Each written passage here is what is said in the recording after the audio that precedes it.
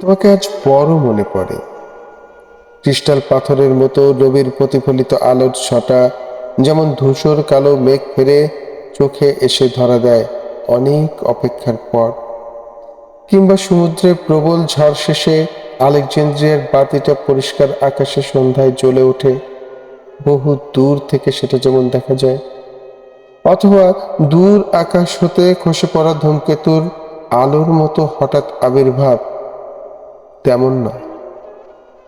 মাঝে মাঝেই সকাল বিকেল তোমার মধুমাখা সরল শ্বেতশুভ্র মুখখানা পূব আকাশে ভোরের রবির ন্যায় উদিত হয় আমার চোখে। দিনের ক্লান্তি মুছে যায় যেমন সে আলোয়, তেমনই মুছে যায় মনের ক্লান্তিও। নতুন উদ্যমে শুরু হয় প্রতিটি দিন। সকালে উঠে নাস্তা, 10টা 5টা অফিস, সন্ধ্যায় আনমনে ঘরে ফেরা, ছুটির দিনে ক্লাবে পার্টিতে যাওয়া হয় এখনো, শুধু নেই তোমার বিচরণ। মৃত্যুলতা, তুমি এখন কেমন আছো? নিশ্চয়ই স্বামী সন্তান সংসার নিয়ে অনেক ভালো আছো।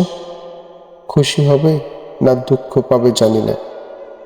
তোমার মতো নিজেকে পরিপাটি করে সাজাতে পারিনি ঘর বাঁধতে। তাই তো আজও তোমার স্মৃতির অঘরে হারিয়ে হিমালয়ের সাথে নিজেকে ভাসাই। মৃত্যুলতা, কেন কেন হারিয়ে গেলে? কেন বললে না তুমি আমার, কেবল আমারই? কেন চিরন্তন সন্ধ্যার মতো আলেয়া হয়ে গেলে?